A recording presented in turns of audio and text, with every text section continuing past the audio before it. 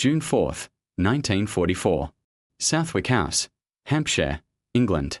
Supreme Commander Dwight David Eisenhower sat in a chair in the library of Southwick House and listened to his meteorologist tell him that the weather window for Operation Overlord on June 5 had closed. The forecast that Group Captain James Stagg delivered was specific and devastating. High winds, low cloud cover, heavy seas. Conditions that would make the airborne drops inaccurate and the beach landings murderous. The naval gunfire support that the assault required would be degraded. The air support that the assault required would be impossible. The operation that had been planned for months, that had consumed 2 years of American and British preparation, that represented the single largest military undertaking in the history of human warfare, could not go on June 5. Eisenhower made the decision to postpone 24 hours without visible hesitation. Then he went back to his chair and waited. The decision to postpone had been the easy decision in the specific sense that the weather forecast left no alternative. The harder decision, the one that Eisenhower had been working toward for months and that he would make in the early hours of June 5, was whether to go on June 6 on the basis of a forecast that Stagg called marginally acceptable, a forecast that offered a brief window of improved conditions that might be sufficient for the operation and might not be. The alternative to going on June 6 was waiting for the next suitable tidal and lunar conditions, which would not occur for another 2 weeks. 2 weeks of delay meant 2 weeks of additional German preparation. 2 weeks of the security leaks that could compromise the operation's surprise. 2 weeks of the possibility that the accumulated knowledge of the invasion's preparation, which had been maintained as a secret through extraordinary security measures, would become compromised. At 4:15 a.m. on June 5, Eisenhower made the decision. He said, in the measured language that the occasion required and that the man making the decision embodied, "Okay, let's go." The largest amphibious operation in the history of warfare, the liberation of Western Europe, began with those 3 words from a man who had not slept in 36 hours and who understood, more clearly than anyone in the room, what he had just committed to.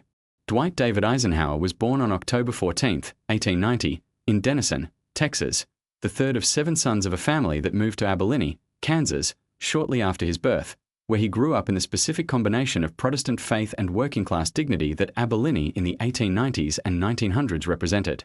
His father worked in a creamery. His mother was a pacifist who wept when her son told her he was going to West Point. His brothers were his best friends and his reference point for everything that mattered about competition and cooperation and the specific quality of character that the Eisenhower family culture emphasized, which was doing what needed to be done without asking for recognition for doing it. He graduated from West Point in 1915, in the class the stars fell on alongside Bradley, and spent the First World War in the United States training tank crews while his classmates fought in France, a frustration that he carried for years because the education of combat was one he had not received and one he understood was necessary for what he intended to do.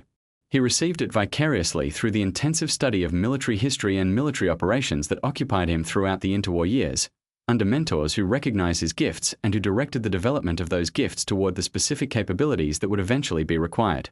The most important of those mentors was General George Marshall, who had been watching Eisenhower's career with the attention that the Army Chief of Staff gives to officers whose abilities exceed their current assignments and whose advancement is limited only by the pace at which the institution can make use of what they have to offer. When the United States entered the war in December 1941, Marshall had a specific problem that his specific assessment of Eisenhower's specific gifts suggested Eisenhower could solve. The problem was alliance management.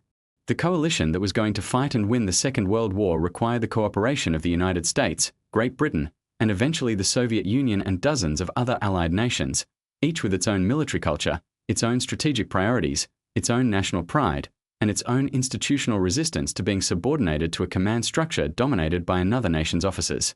Managing that coalition required qualities that were different from the qualities that made great battlefield commanders. It required the ability to understand and respect different national military cultures without sacrificing the strategic direction that a unified command required. It required the patience to listen to arguments that were wrong without dismissing the people making them in ways that would damage the working relationship.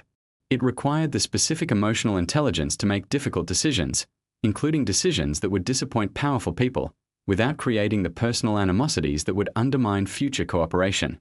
It required, in a word, Eisenhower. He arrived in London in June 1942 as the commanding general of the European Theatre of Operations, with the specific mission of organizing the American military presence in Britain and planning the eventual invasion of the European continent. He was 51 years old and had never commanded troops in combat. What he had was Marshall's confidence, a gift for organizational management that was evident to everyone who worked with him, an instinct for the political dimensions of coalition warfare that was as natural and as practiced as any skill he possessed, and the specific interpersonal quality that his mother's culture had given him, the ability to make people feel that their concerns had been genuinely heard even when the decision had gone against them. He worked, over the following 2 years, to build the military organization that would conduct Operation Overlord in a way that made the specific qualities of the British and American forces available to the operation while managing the specific tensions between British and American military cultures that were real and persistent and that had to be managed continuously or they would disrupt the operation's execution. His relationship with British Field Marshal Bernard Montgomery was the central interpersonal challenge of the European campaign, a challenge that would have defeated a less patient and less principled commander. Montgomery was genuinely brilliant, genuinely difficult, genuinely convinced of his own superiority to everyone around him, and genuinely important to the operation because of the specific qualities he brought to commanding the ground forces in the initial D-Day landings. He was also resistant to direction, dismissive of American military capability in ways that produced constant friction, and inclined to attribute his own operational caution to prudence rather than to the risk aversion that British military culture had developed through the specific trauma of the First World War. Eisenhower managed Montgomery with the specific combination of patience and firmness that the situation required, supporting Montgomery's operational freedom when it produced results and overriding Montgomery's preferences when the strategic situation demanded it, maintaining the working relationship throughout in ways that a less diplomatic commander would not have been able to. The specific qualities that Eisenhower brought to the D-Day planning went beyond the alliance management that his biographers most often emphasize. He was also, in the specific military sense, a commander who understood what the operation required and who made the institutional and resource decisions that the operation's requirements specified. The weight of the D-Day planning, the specific decisions about the width of the assault front, the specific decisions about where to land and where to employ the airborne forces, the specific decisions about the deception operations that would keep German reserves away from Normandy, these were decisions made by committees and staffs and subordinate commanders, but they were decisions made within a framework that Eisenhower established and enforced. The decision to widen the assault front beyond what the original British planning had specified was Eisenhower's, made over British objections, based on his assessment that the narrow front of the original plan did not provide sufficient insurance against the disaster that the operation had to be designed to survive even if specific elements failed. The decision to include the American airborne divisions in the Normandy assault over the objection of Air Chief Marshal Leigh-Mallory, who predicted catastrophic airborne casualties and put his objection in writing so that the historical record would reflect that he had advised against it, was Eisenhower's. The decision to go on June 6 on Stagg's marginally acceptable forecast was Eisenhower's.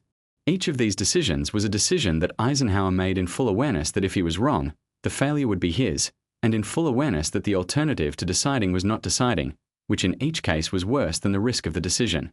He had written, the night before the D-Day landings, a message that he intended to release if the operation failed, accepting full personal responsibility for the decision to launch. Our landings in the Cherbourg-Havre area have failed to gain a satisfactory foothold and I have withdrawn the troops. My decision to attack at this time and place was based upon the best information available. The troops, the air, and the navy did all that bravery and devotion to duty could do. If any blame or fault attaches to the attempt, it is mine alone. He had written it and put it in his pocket. The landing succeeded and he never released it.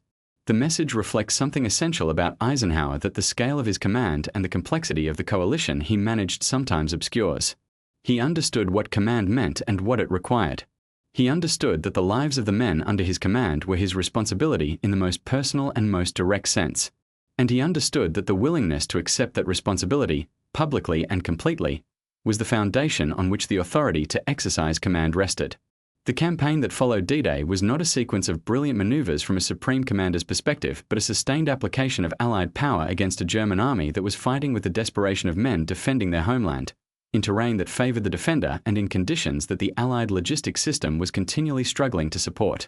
Eisenhower commanded this campaign with the specific qualities that Marshall had identified in him: patience, organizational skill, the ability to maintain the coalition through the specific frictions that real military operations between imperfectly aligned national interests always produce, and the judgment to make the decisions that the situation required when the situation required them rather than in the advance of the situation's development.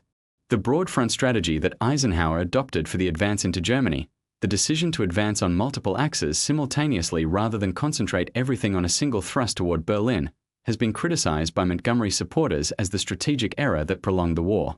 Eisenhower's defense of the broad front was not primarily strategic but logistical. The single thrust that Montgomery proposed could not be supplied from the Normandy beaches without leaving the rest of the Allied fronts so weakened that German counterattacks in other sectors could produce catastrophes that would more than offset whatever the single thrust gained. He was right. The logistical constraints that he identified were real. The German counteroffensive in December 1944 that produced the Battle of the Bulge demonstrated exactly the kind of crisis that a weaker Allied front would have made more difficult to contain. Germany surrendered unconditionally on May 8, 1945. The Supreme Commander who had said, "Okay, let's go" on June 5, 1944 was still in command when the last German general put his name to the instrument of surrender. Eisenhower became President of the United States in 1953, serving 2 terms that produced the specific kind of presidency that his military career had prepared him for: careful management of extraordinarily complex coalitions and resource allocations, in a context where the specific dangers of miscalculation were existential rather than merely consequential. He died on March 28, 1969, at the age of 78, at Walter Reed Army Medical Center in Washington, and was buried in Abilene, Kansas, where he had grown up, in the ground of the country that he had spent his life serving. The message he had written the night before D-Day and never needed to release was found among his papers after his death. It said everything that needed to be said about the man who had said, "Okay, let's go" on the morning of June 5, 1944, and who had understood completely what he was saying and what it meant and who had said it anyway, because the alternative was not deciding, and Eisenhower always decided.